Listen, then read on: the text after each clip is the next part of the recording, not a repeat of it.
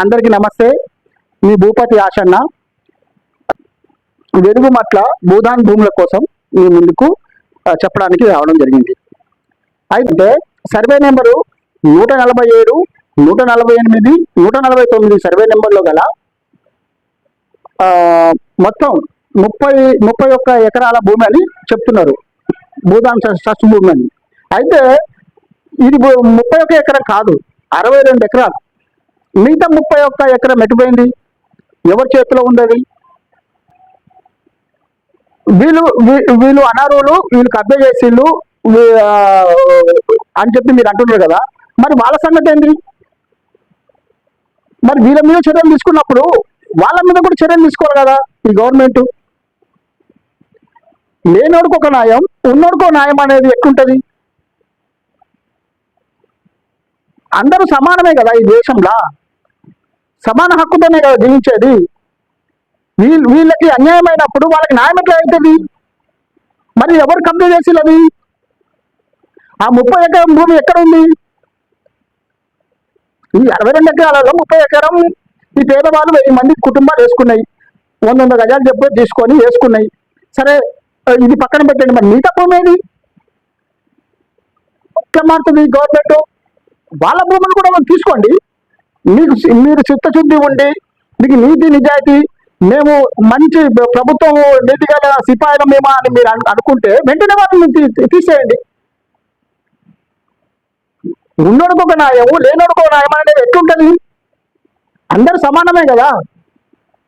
అంటే రెడ్ల రాజ్యం ఒకటి, పేదోడి రాజ్యం ఒకటి అన్నట్టుగా ఉన్నది. ఇక్కడ కమ్మ రాజ్యం ఒకటి, పేదోళ్ళ రాజ్యం ఒకటి అన్నట్టుగా ఉన్నది.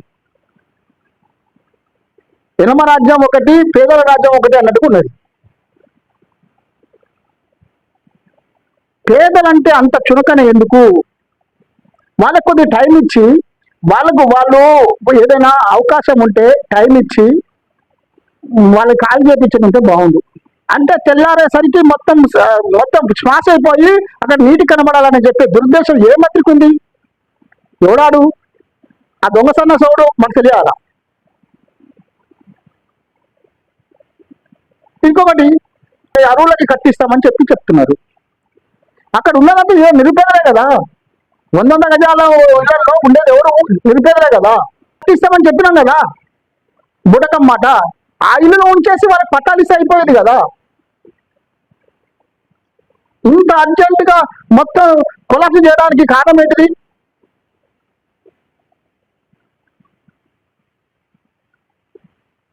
మీరు గతంలో భూములలో పేదోళ్ళు వేసుకుంటే ఆ పేదోళ్ళకి పట్టాలు చేసి రెగ్యులేషన్ చేస్తే బాగుంటుందని చెప్పేసి మాట్లాడిన రేవంత్ రెడ్డి గారు, మరి ఇప్పుడు మీరు అధికారంలోకి వచ్చినాక మరి అవి వాటికి వ్యతిరేకంగా మీరు ఇట్లా పనిచేయడం ఏంటి? అంటే అధికారంలో ఉన్నప్పుడు ఒక మాట, అధికారం లేనప్పుడు ఒక మాట. ఈ బూటకం మాటలు ఎన్నాళ్ళు వినాల మీరు?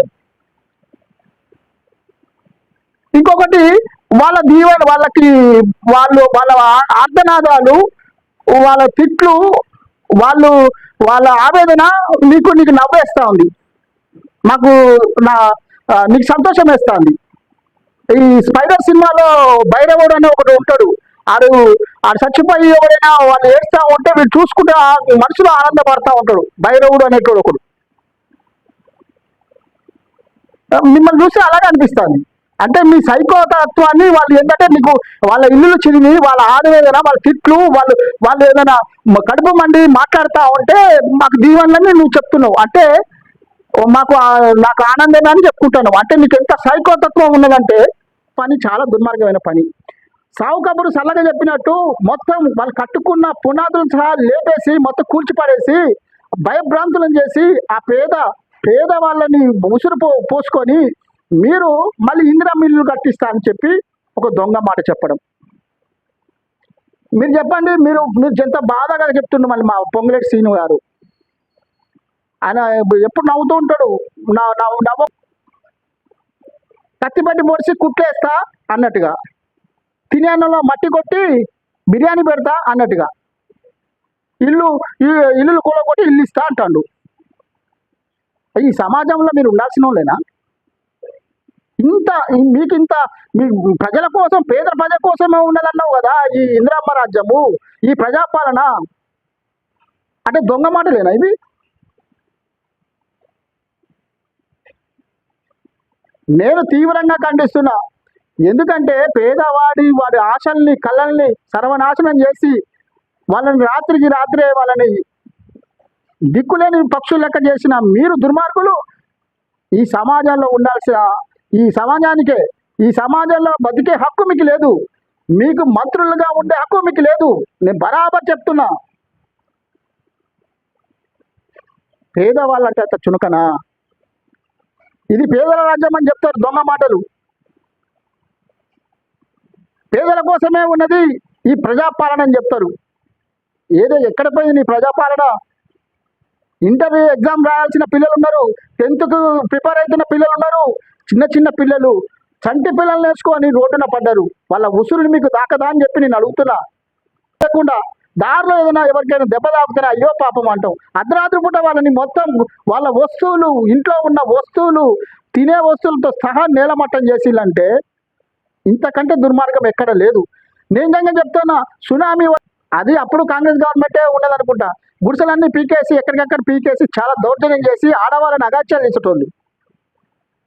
అయ్యో అట్లా చూస్తానా మళ్ళీ ఇప్పుడు మళ్ళీ ఇన్ని సంవత్సరాల తర్వాత నేను చూస్తానా. దగ్గర 50 ఏళ్ళు వచ్చినాయి నాకు.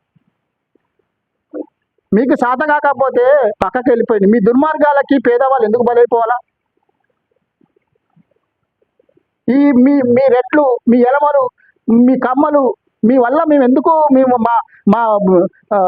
మా బీసీలు, మా ఎస్సీలు, ఎస్టీలు, మైనార్టీలు మేము ఎందుకు బలి కావాలా? మీ ధనదాహానికి, మీ అరాచకాలకి మేమెందుకు బలి కావాలా? మొన్న చూస్తే కుర్మెల మల్లన్న ఆలయంలో పసిపాపని వేసి చంపేసిళ్ళు. అదే రెడ్ల అమ్మాయిని, రెడ్ల పిల్ల చచ్చిపోతే వెంటనే వెంకట చేసేటోళ్ళు కదా. ఆ ఎస్సీ బీసీల పిల్లలు కాబట్టి, లవ్ మ్యారేజ్ చేసుకున్నారు ఆ పిల్లలు, దంపతులు. వాళ్ళ పిల్ల కాబట్టి నువ్వు కొట్టి చంపేసి మాకు ఏ కేసు ఉండదు. మీకు పోలీసు వాళ్ళు కూడా మీకు అనుకూలంగానే మాట్లాడతారు. పేదోడికి అనుకూలంగా ఎక్కడైనా మాట్లాడినట్టు ఉన్నదా? డబ్బులున్నోడిదే రాజ్యం. మంది కొమ్మలు ముంచేటోడిదే అధికారం. ఈ దుర్మార్గం నశించిపోవాలని చెప్పి నేను కోరుకుంటానా. ఈ సైకో ఆలోచనలు మానుకోవాలని చెప్పి చెప్తానా. వాళ్ళు తిడుతూ ఉంటే మా రేవంత్ రెడ్డి గారు అసలు నిజంగా నాకు మతిపోతుంది. ఆ స్పైడర్ సినిమా గుర్తుకొస్తుంది.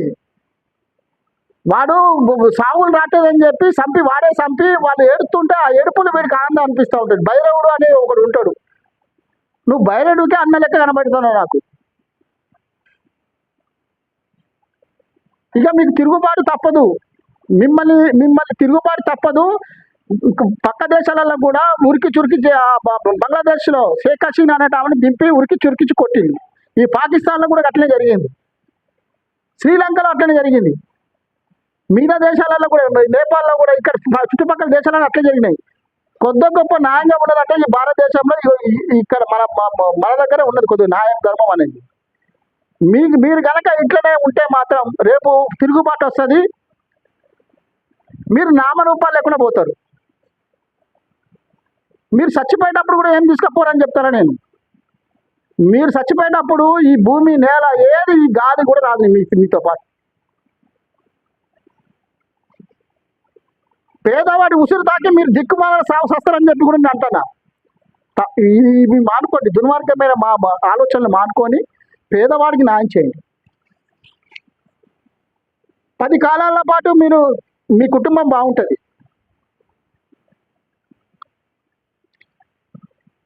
ఇంకా ఏంటంటే మీరు చేస్తున్న మీ బూటకపు మాటలు తప్ప, అబద్ధపు మాటలు, బూటకపు మాటలు తప్ప ఈ రాష్ట్రానికి చేసేది ఏం లేదు.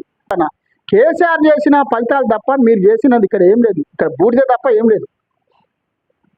మీరు ఎక్కడ చూసినా కూడా కేసీఆర్ చేసినవి కనబడతాయి తప్ప మీరు చేసినా ఒకటి కనబడదు.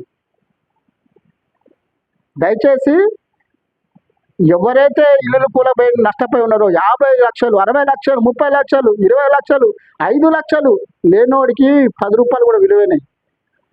వాళ్ళ బతుకుల్ని ఆగం చేసిన మీకు ఆ దేవుడు చూడడా? ఆ దేవుడు అంటాడు ఉంటే నిజంగా మిమ్మల్ని మీరు ఊరికే పోరు. ఎవరెవరికో క్యాన్సర్లు, ఎయిడ్స్ రోగాలు వస్తాయి. మీలాంటి వాళ్ళకి వచ్చి చచ్చినా పర్లేదు.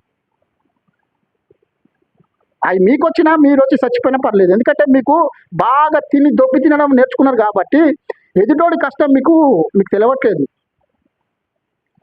ఎక్కడికెక్కడికి మొత్తం దోచుకొని తినాలనే ఆలోచన తప్ప ప్రజలకి మంచి చేయాలనే ఆలోచన మీకు రావట్లేదంటే మీకు ఎప్పుడు వస్తుంది?